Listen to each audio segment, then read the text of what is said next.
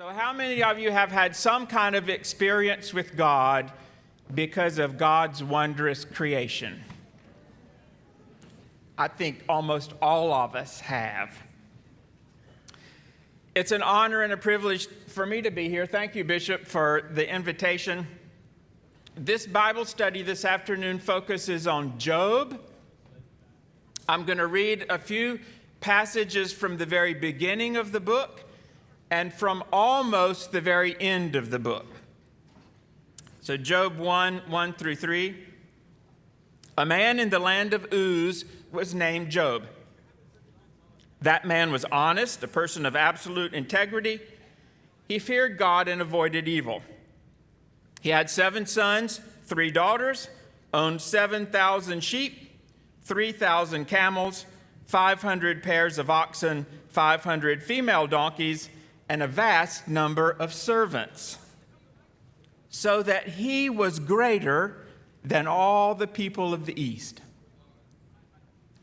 And from the last chapter, chapter 42, verses 1 through 6, Job answered the Lord, I know you can do anything. No plan of yours can be opposed successfully. You said, who is this darkening counsel without knowledge? I have indeed spoken about things I did not understand, wonders beyond my comprehension. You said, listen and I will speak. I will question you and you will inform me. That was God speaking. And back to Job. My ears had heard about you, but now my eyes have seen you. Therefore I relent and find comfort in dust and ashes. This is the word of God for the people of God. Thanks be to God.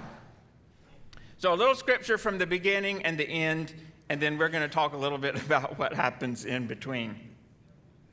So good afternoon. It really is an honor for me to be with you. I grew up in North Carolina in Rocky Mount. I was a member of First United Methodist Church there. I had 2 good parents and an older sister. My dad had a good job. He provided for us. Mom stayed home to raise my sister and me. We were all very active in the church, my sister and I, in MYF. I was a Boy Scout. Life was good, as it should be. We followed the rules. We knew that if we lived right, we'd be rewarded. I knew that if I could graduate from a good college, get a good job, and be able to provide for my family, as my dad had done for me, long as I played by the rules, there'd be no stopping me. I'd be rewarded with great success, with wealth, with happiness and satisfaction, with a house, a wife, 2 cars, 2 kids, and a dog. And aren't we all like that for the most part? Good fortune is what we deserve. It's what we work so hard for. God has blessed us with an incredibly bountiful creation. Its resources exist in order to bring us wealth and happiness and satisfaction and the good life. That is exactly how Job lived his life. He was honest, person of absolute integrity, feared God, avoided evil, had 7 sons, 3 daughters, 7,000 sheep, 3,000 camels, 500 pairs of oxen, 500 female donkeys, and lots of servants. He knew that if he just kept the rules, God would reward him with wealth and health and happiness, with wonderful children, with satisfaction. He could have been the poster child for Joel Osteen's theology. You keep the rules. You remain faithful to God. You're rewarded. Job knew the world existed for his benefit. It was there for his taking. Job was the center of his own universe.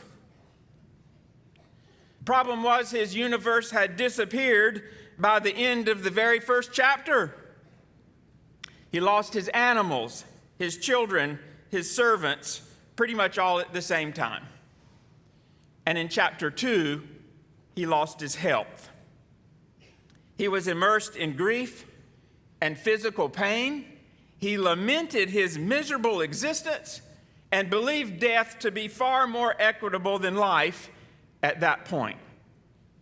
It wasn't supposed to work that way for a man of such integrity as Job. He learned rather quickly that his perception of the creation and the Creator was flawed. His view of the creation was that it provided him with all those animals that in turn made him wealthy and happy. His view of the Creator was one who would reward him for living according to the rules. Both perceptions were wrong. According to Job's worldview, his suffering could not possibly be the result of his sin because he was blameless. That's why he takes his case directly to God. He needs God to defend God's self in the face of innocent, senseless suffering.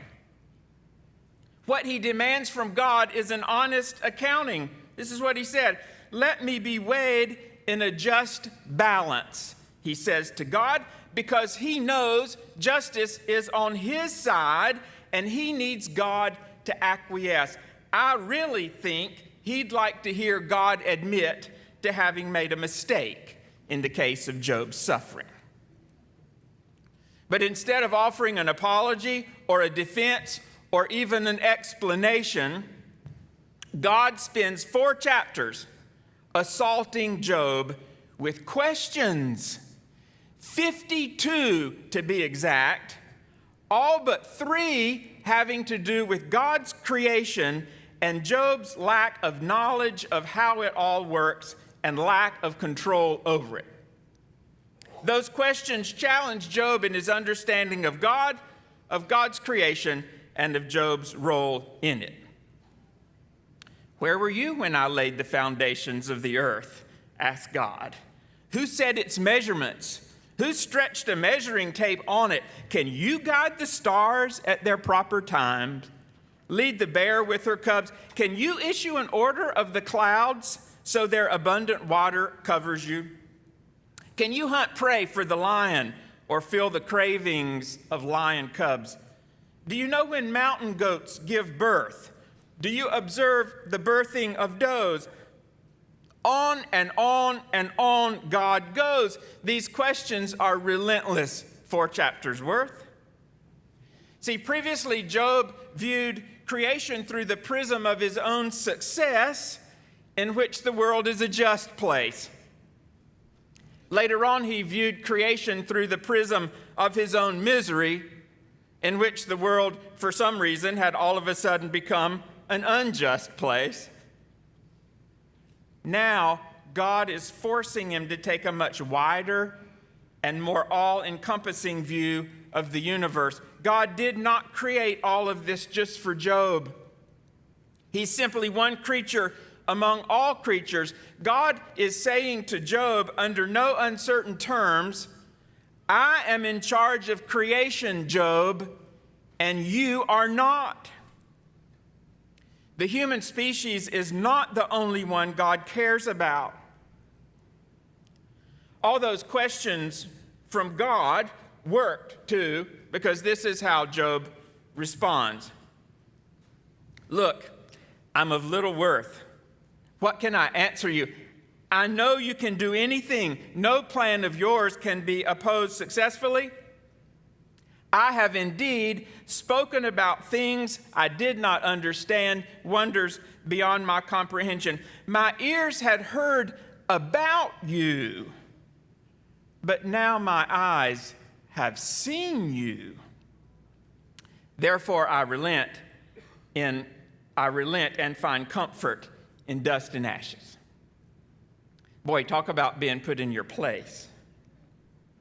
It's so amazing to me that Job's understanding of God used to be based on what people told him about God. And now somehow these creation questions have enabled Job to actually see God. I can't help but wonder if maybe it was God's creation that provided an image of God that Job could actually see. Maybe that's one way we see God. It's not unusual. You all raised your hand. It's not unusual for us to have some kind of spiritual experience by being in nature, is it? If you've been to the Grand Canyon or on a cruise or to the mountains or to the beach or gazed at a beautiful sunset, we've all had those experiences. And for Job, it completely changed his life. Satisfaction for Job by the end of the story comes from knowing his proper place within the greater context of God's creation. No longer did creation exist just for Job. It has an integrity of its own because God created it, period.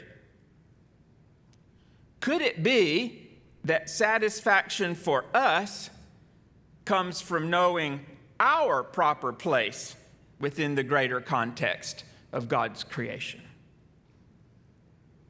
Ray Anderson founded Interface Carpet Company in 1973 in LaGrange, Georgia. It has grown to become a $1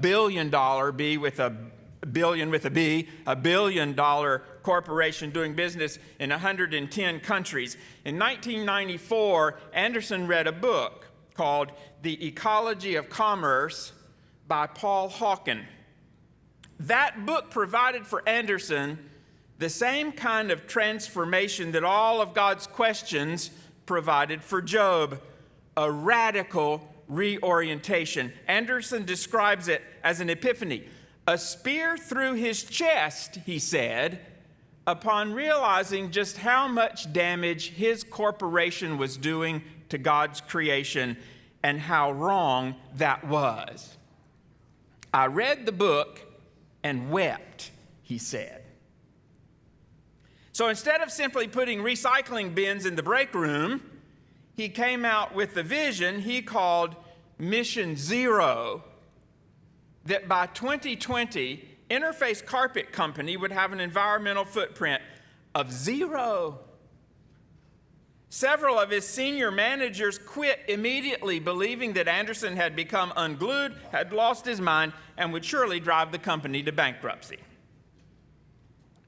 As of 2013, Interface had cut greenhouse gas emissions by 71%, cut energy use by 39%, cut waste by 94%, cut water use by 83%. And are you ready for this? Increased sales by 66%.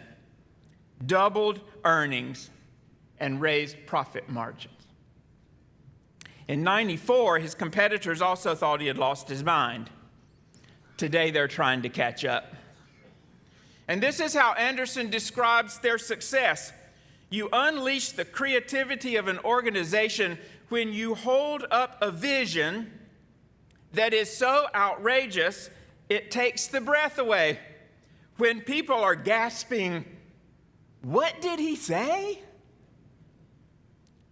All it takes is one person with such a vision, and others grasp it, and before long, you've transformed the world. Wouldn't it be amazing if we had a bishop that would come up with a Mission Zero, that by the year, say, 2030, the United Methodist Church would have an environmental footprint of 0?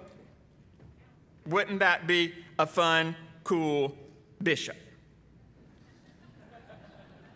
Where is she? Oh, there she is. People ask me all the time, what can we do to care for God's creation? And they expect me to say, you can recycle, get rid of styrofoam, and drive a Prius.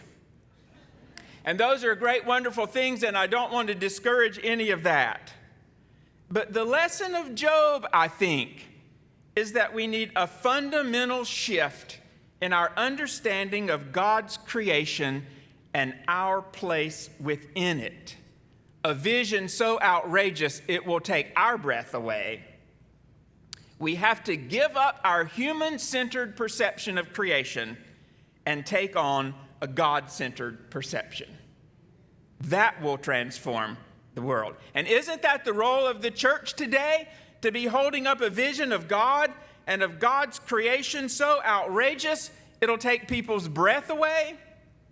A vision that shatters the constraints of society and frees us for world transformation. Ray Anderson died several years ago, but he was a good United Methodist. So you see, it is quite possible for even United Methodists to come up with some crazy, unbelievably outrageous visions. It is possible. We need some outrageous visions today, don't we? I want to share some now with you. Many of them are from within the North Carolina Conference. Collington United Methodist Church got rid of paper and styrofoam plates, and they used dish towels instead of paper towels. And instead of bemoaning having to wash dishes and towels, they discovered there's a lot of laughter and fellowship and sharing that happens in the kitchen among the volunteers that make all that happen. Now they fill up recycling bins instead of trash bins and host a yard sale every year to prevent more junk from ending up in the landfill. And they give away cloth shopping bags at their yard sale. I suppose it doesn't hurt that they have the name of the church plastered on the side. I call that creation care shopping bag evangelism. Do you have any idea why they do all of that at Collington? Anybody know? Because they're Christians. That's why. Is Collington here? Anybody from Collington here? Thank you, Collington. Highland United Methodist Church in Raleigh installed solar panels on the roof. They also switched all their light bulbs over to LEDs, which saved them, by the way, $11,000 a year in electricity. And then somebody there had the outrageous vision to engage their English as second language classes that they teach at Highland with their community garden that grows 2,000 pounds of produce a year. Now they're able to provide those immigrant families with the ability to grow their own food. And some of the Highland folk are tasting vegetables they'd never even heard of before. How outrageous is that? Why do they do that? Because they're Christians. Is Highland in the house? Yes, Highland's here. Congratulations, Highland.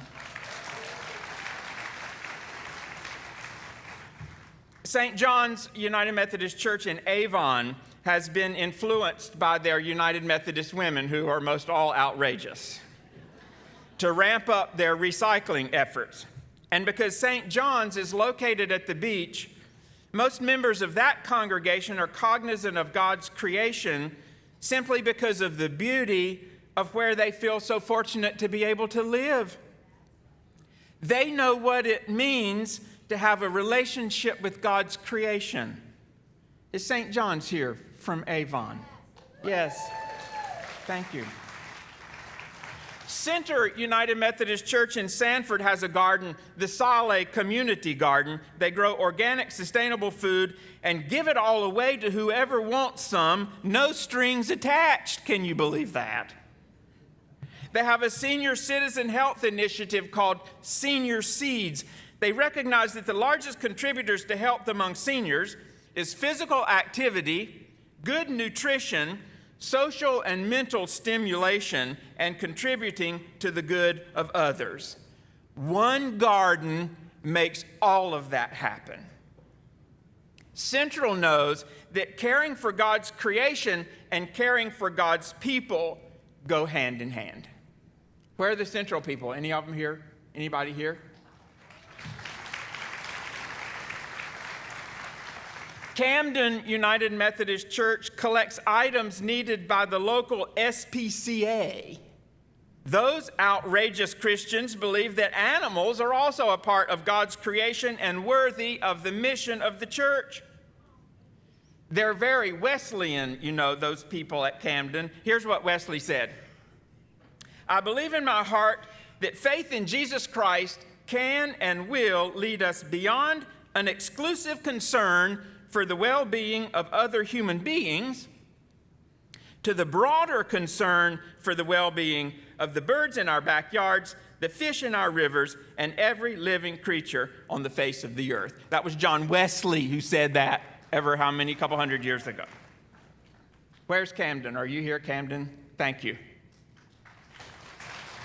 There are not only a bunch of Christians at Camden, there are a bunch of Wesleyan Christians, and Wesleyan Christians can be some of the most outrageous, can't they?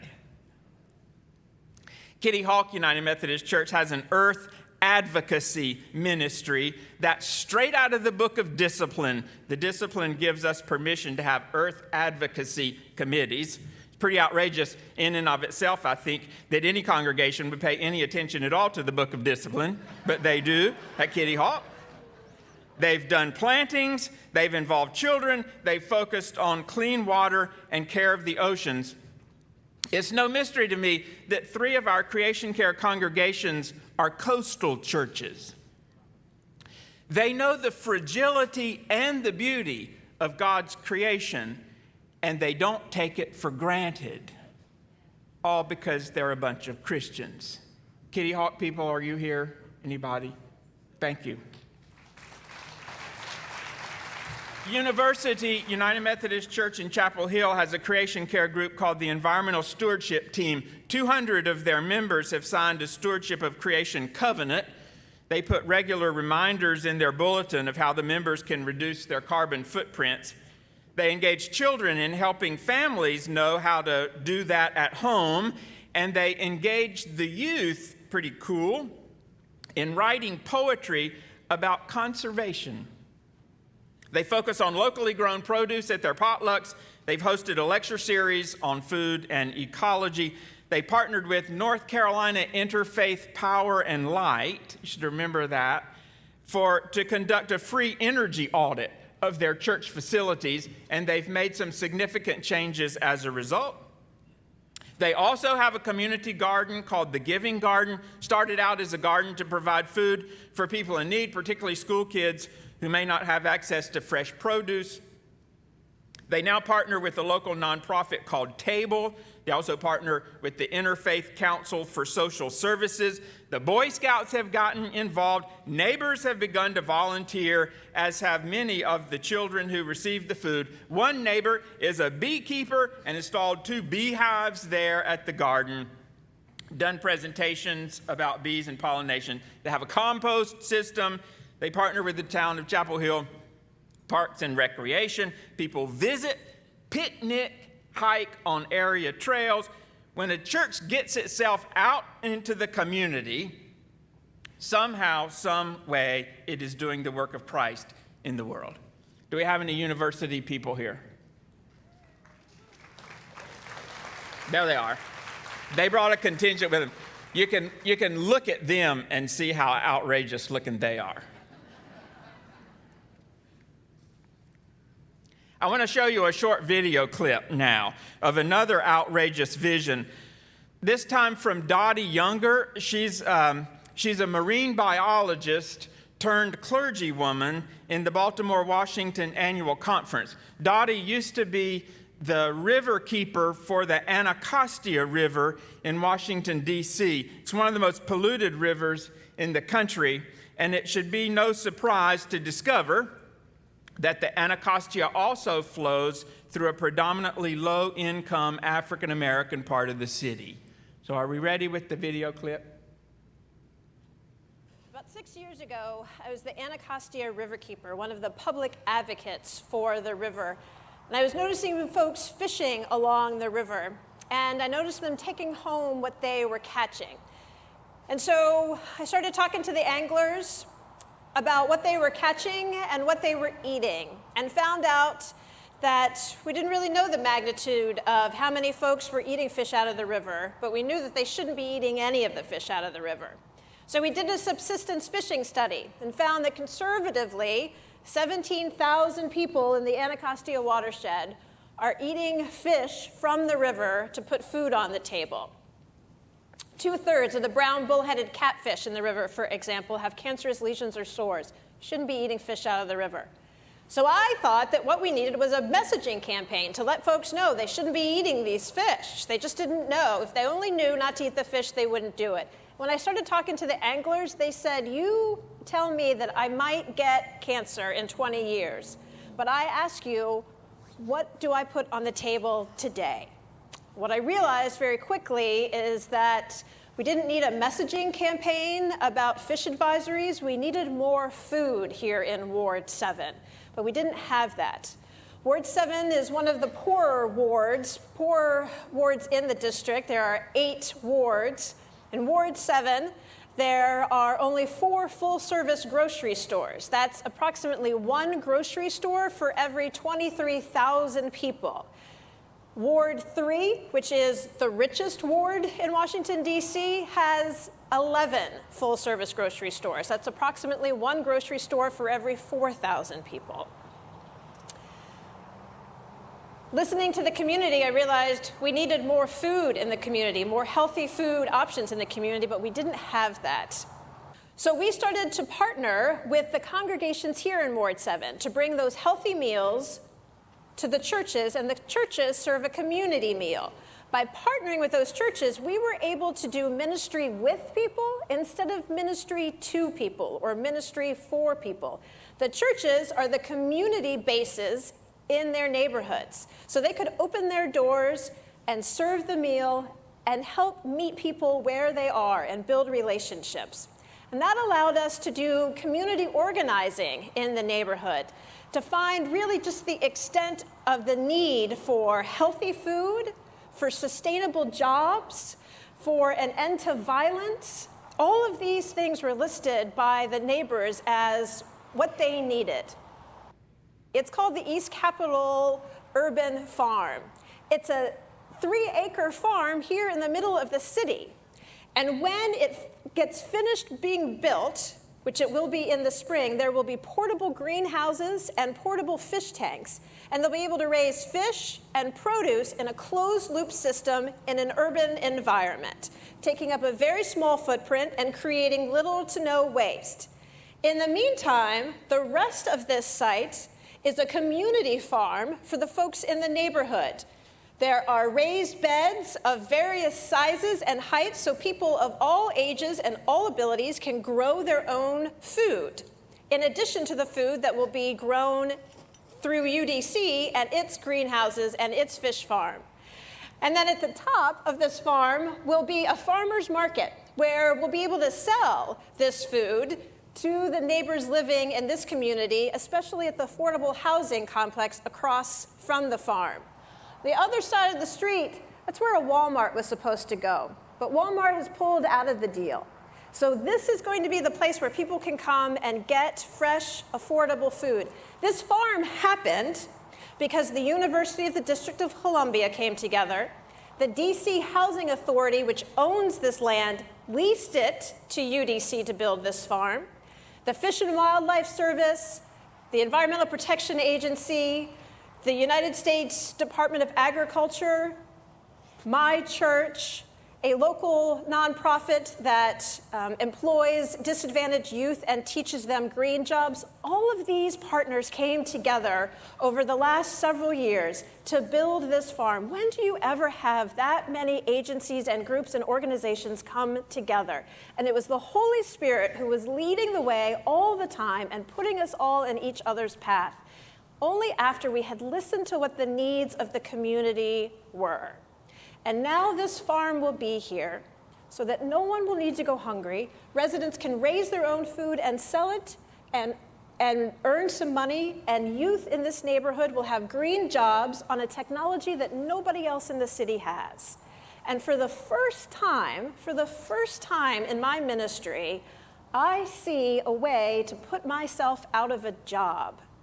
This kind of work, these kinds of partnerships, responding to the Holy Spirit, we're going to be able to tackle food security and unemployment and violence in this ward of the district and tackle them in a holistic and systemic way and break the chains of oppression. And I will be very happy. I long for the day that I am out of a job and no longer need to fight the oppression, because we have built a garden. We have returned to a garden here in Washington, D.C.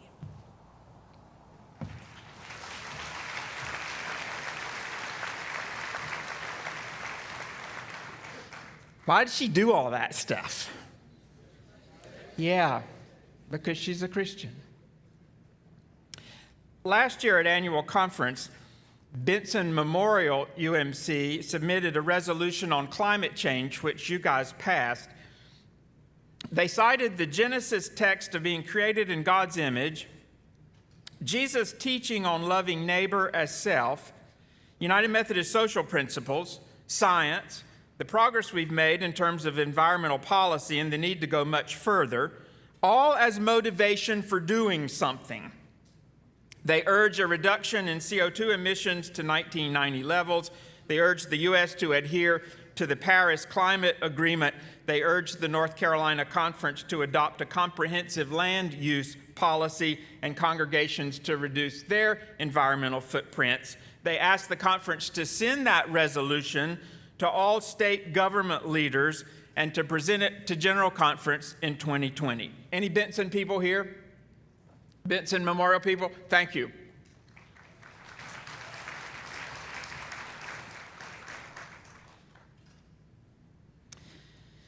Sotiko Pagulayan lives and works in Cambodia for one of our missions there, working with very low income and subsistence rice farmers in Cambodia. For thousands of years, farmers in Cambodia have been growing rice. Today, due to climate change, there's either too little rain or too much. And the one thing these farmers have known how to do for thousands of years, they can't do anymore. Consequently, their self-esteem has been almost totally wiped out.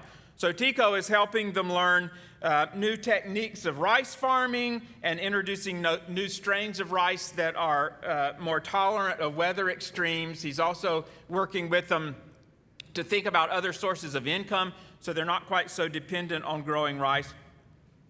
But what I'm really trying to do, he recently reported, is help them remember that they were actually created in the image of God because their self-esteem is so low, they don't even understand themselves as being children of God anymore.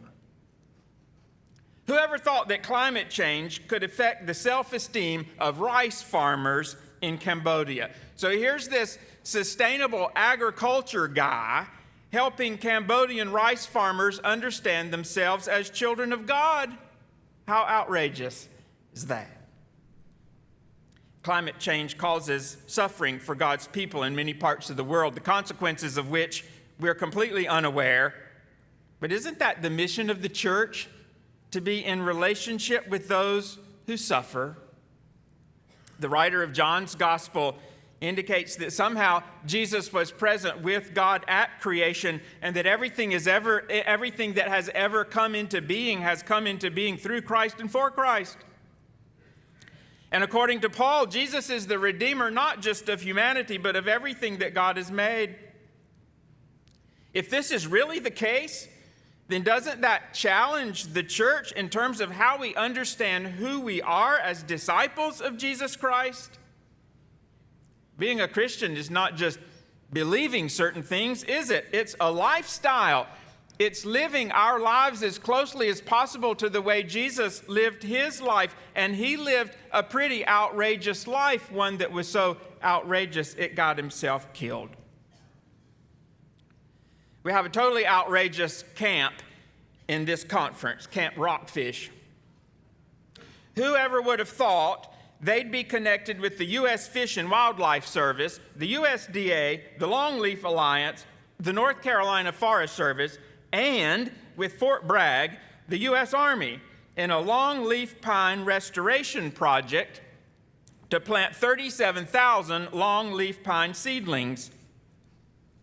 Red cockaded woodpeckers are endangered, and they're almost totally dependent on a longleaf pine ecosystem. Camp Rockfish in Fort Bragg are restoring habitat to ensure the survival of one of God's precious creatures. I don't know what motivates Fort Bragg But I do know what motivates Camp Rockfish. You know, because there are a bunch of Christians at Rockfish.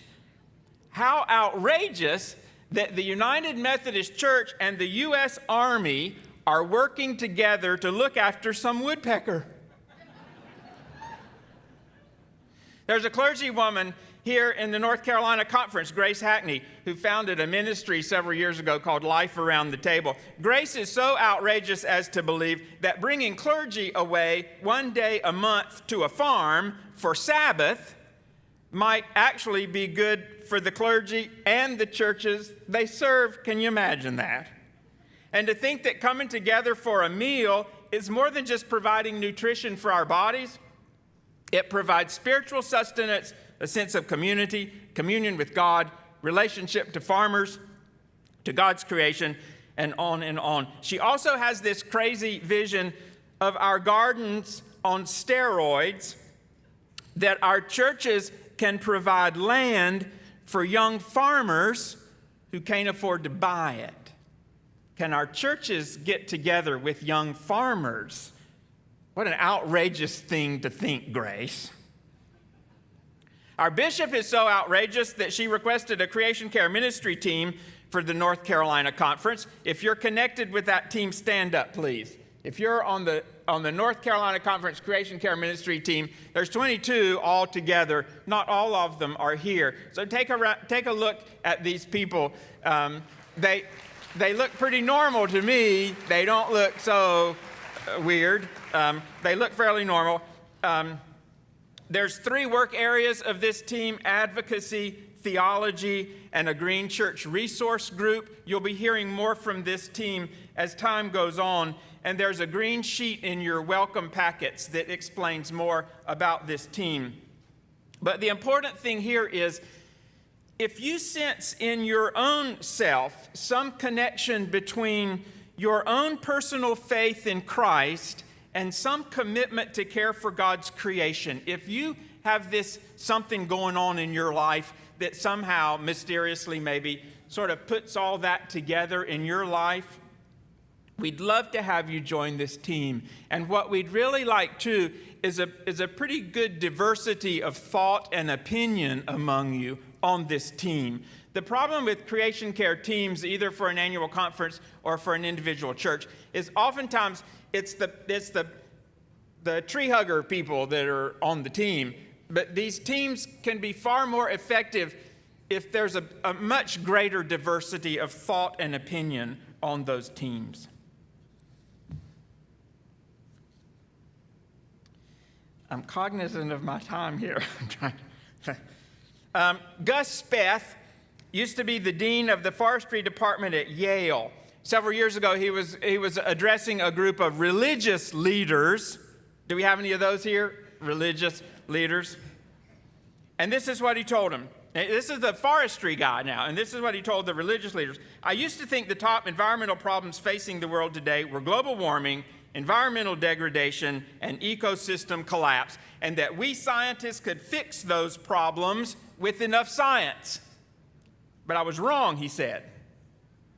The real environmental problems are not those 3, but greed, selfishness, and apathy.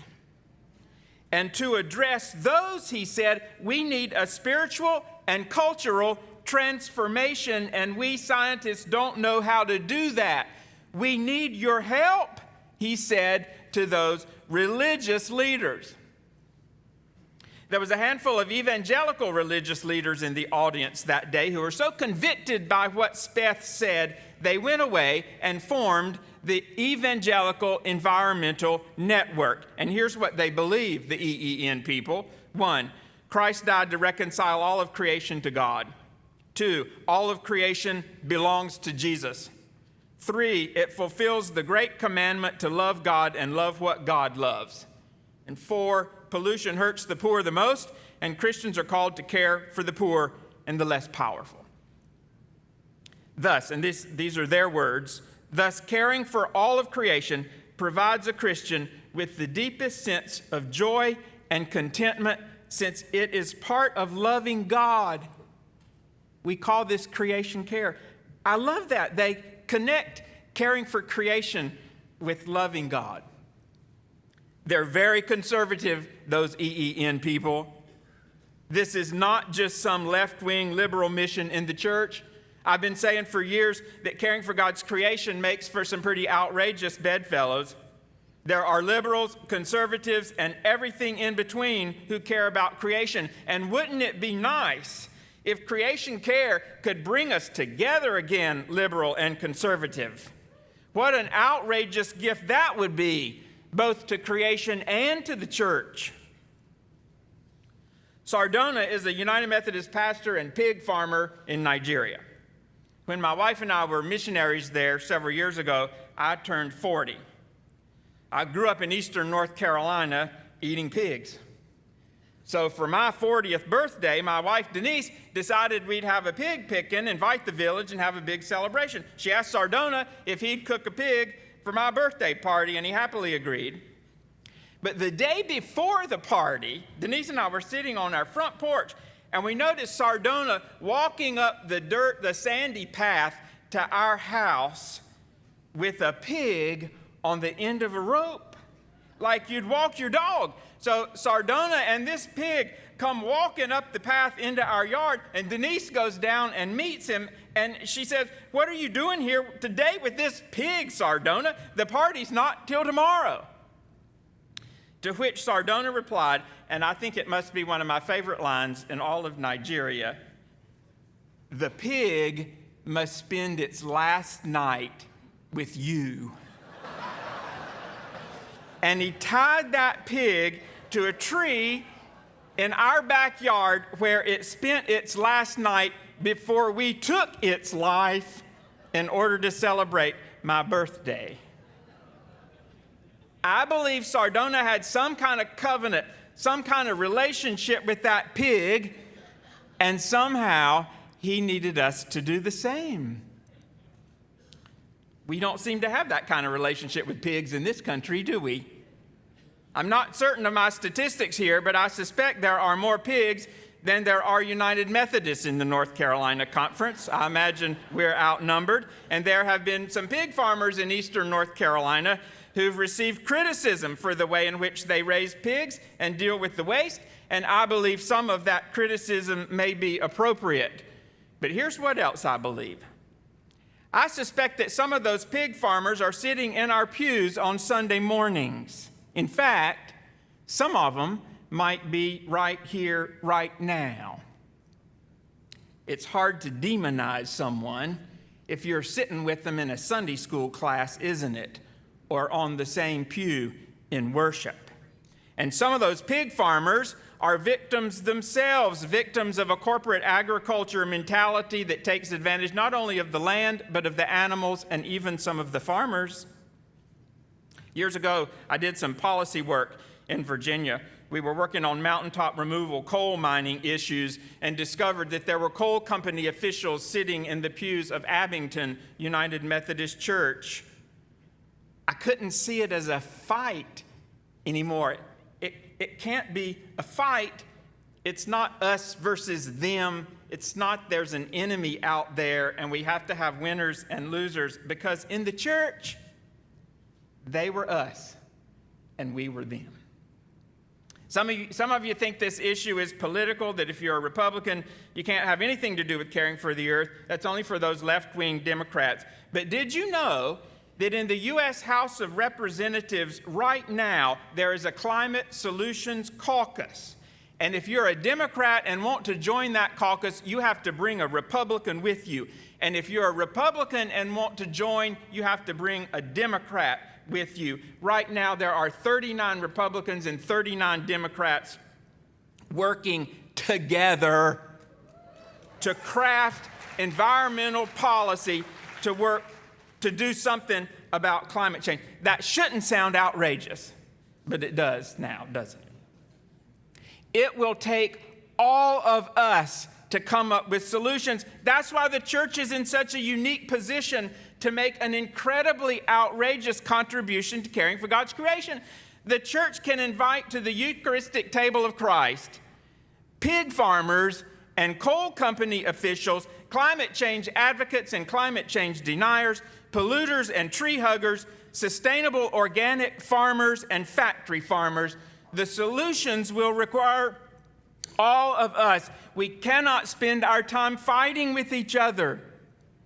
We have to spend our time sitting around the table of grace, the table of love for one another, the Eucharistic table of Jesus Christ, arguing, probably, but if we really deeply listen to one another in love with Jesus Christ and with each other, then I have no doubt that the church can and will transform the world. We are just that outrageous.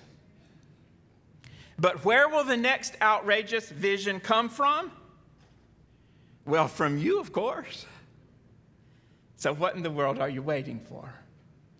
Thanks be to God.